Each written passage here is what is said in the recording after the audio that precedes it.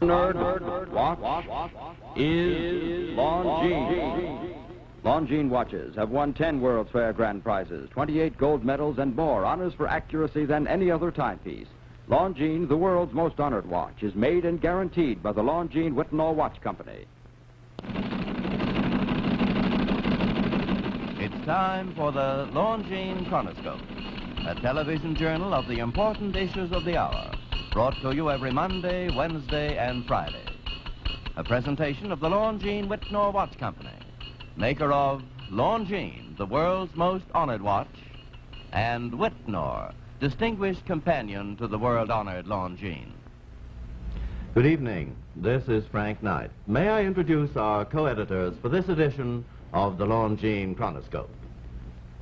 Mr. Stanley High of Reader's Digest and Colonel Ansel Talbot, an editor of the New York Herald Tribune.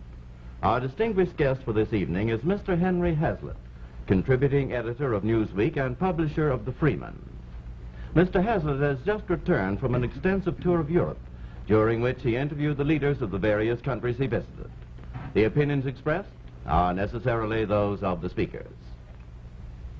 Henry, I'm sure that the Chronoscope audience welcomes the appearance this evening of one of its permanent editors as the guest expert.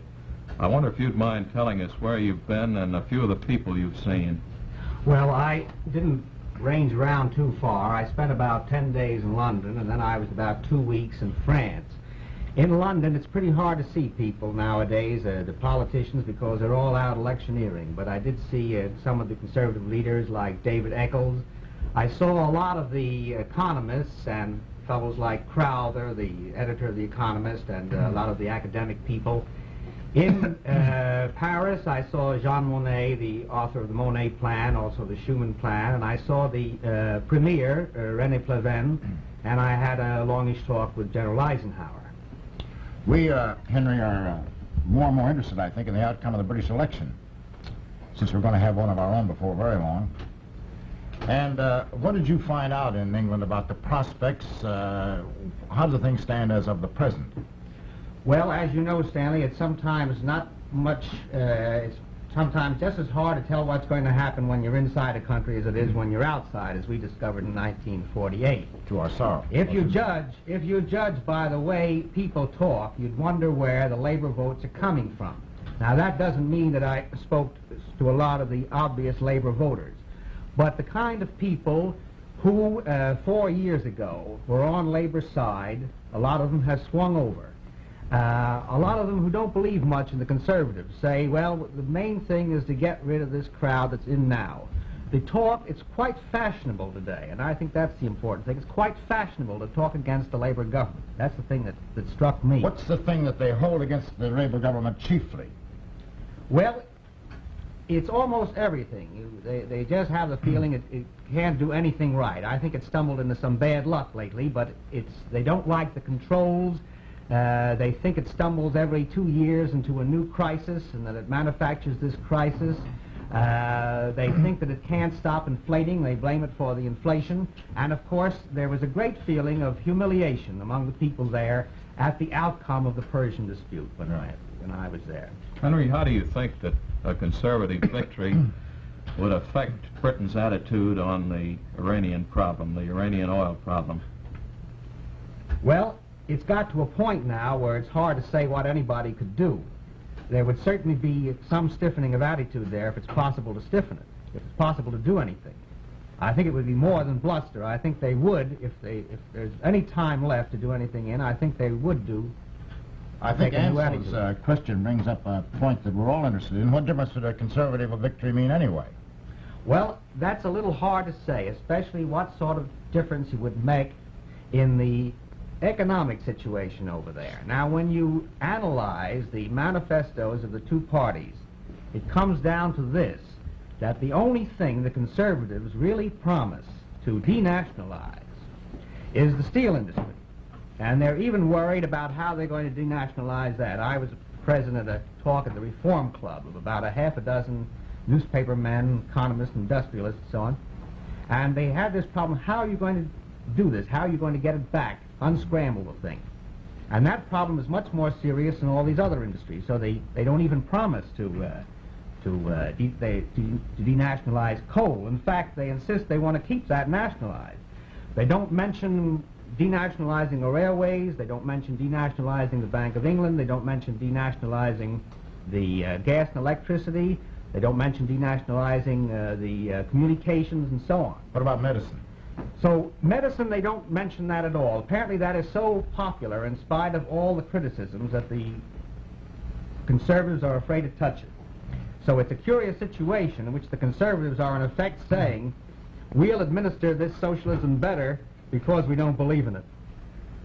Well, how about the attitude of the British people in regard to a conservative victory and the possibility that this might bring the nation closer to a war with Russia?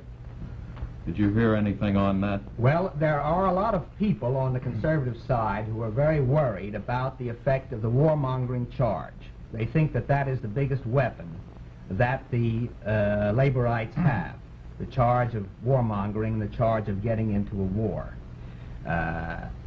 How serious, how deep that goes, I don't know. But I think that this sense of humiliation that has hit the British people as a result of this Iranian episode will be greater. That's just my guess about the thing.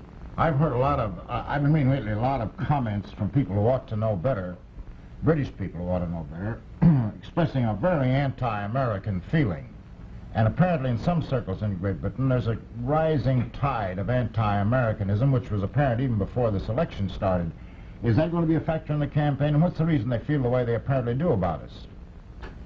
Well, I think it's fundamentally, I didn't meet it, I didn't encounter it, I didn't get any evidence of it.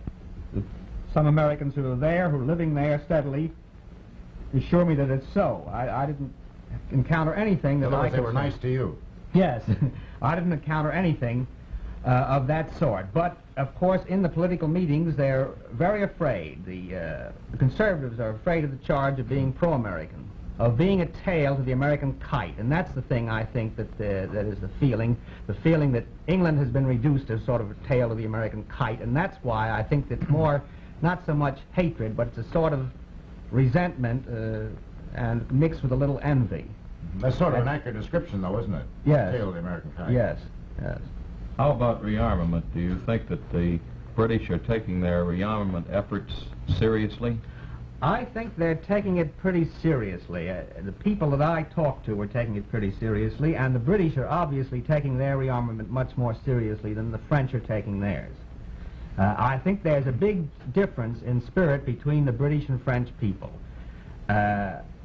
An awful lot of people who are there, who see the situation very closely, have the definite feeling the French aren't going to fight. There's not much fight in them. They don't want to fight. But you don't get that feeling at all from the British. You get a much different feeling, and I don't think that the foreign policy of Britain in Iran and elsewhere reflects the feeling of the people. Of course, that leads right up to the question I was going to ask about the situation on the continent so far as the communist threat is concerned, whether there is a growing realization that communism is a threat, and whether there is a growing seriousness of preparation to face that threat and do something about it. Well, there undoubtedly is that feeling, but the French are of course, very deeply divided. Now, if you analyze what happened there, in 1947, 28 5/10% of the electorate voted communist. Today, that fell to 26 4/10%, something like that. In other words, in all this 4-year period, Marshall Plan and all that the French have learned, as well as ourselves, about the real attitude of Soviet Russia, with all that, there's only been this drop of 2 percentage points in the communist vote. And I don't think that that's anything to brag about. I think the French communists are very, very strong in France today, still. Just on that same point, if we pulled out, the resistance to communism would pretty soon disappear, wouldn't it? That's awfully hard to say. I don't know just what the effect of that, of our being there is. In my talk with General Eisenhower, it was more or less off the record as I understood it, but the theme of it was the economic aspect of the whole business of NATO and the Atlantic Pact. And the problem that he is struggling with, the problem that's very much, very high in his mind is this. How do you tell how much a country of Europe, let's call it Ruritania, how do you tell how much that country can contribute to its own health? Is it a matter that you can pin down? Is it a matter that you can pin down economically? Is it a matter that you can pin down statistically that Ruritania can give so-and-so because it has such and such national income?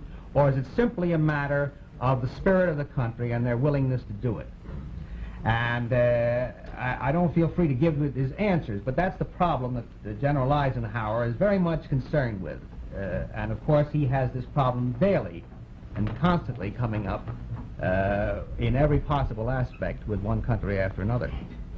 Well, Henry, one last question. When I was in France a few weeks ago, I noticed that prices seemed very high. Did they seem that way to you? Oh, yes, terrific. And that's one of the reasons why the franc is so weak, because at 350 francs to the dollar, you pay for a meal in Paris today, you pay 50 or 60% more than you would for an equivalent meal in the same type of restaurant. And that sort of thing can't go on. Well, thank you very much, Mr. Hazlitt. It's been a pleasure to have you with us this evening. Good night.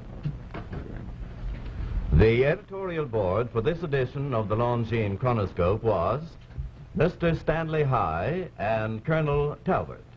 Our distinguished guest was Mr. Henry Hazlitt.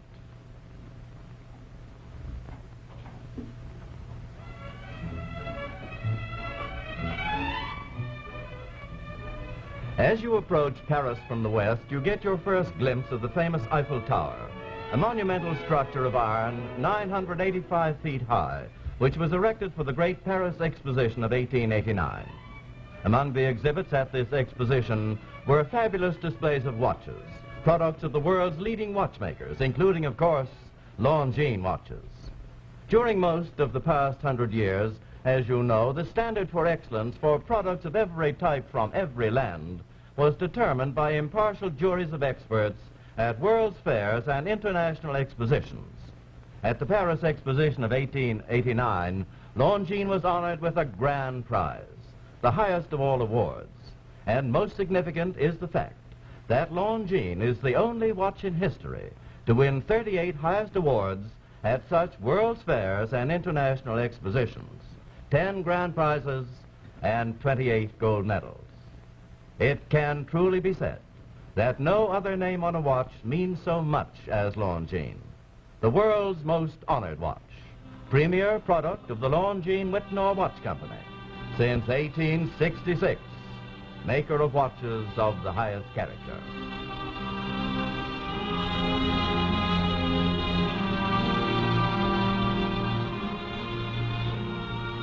This is Frank Knight, again reminding you that the Longines Chronoscope is brought to you 3 times weekly, every Monday, Wednesday, and Friday. So won't you join us every Monday, Wednesday, and Friday evening at this same time for the Longines Chronoscope, a television journal of the important issues of the hour, broadcast on behalf of Longines, the world's most honored watch, and Whitnall, distinguished companion to the world-honored Longines. Sold and serviced from coast to coast by more than 4,000 leading jewelers who proudly display the emblem Agency for Longines Whitnall Watches.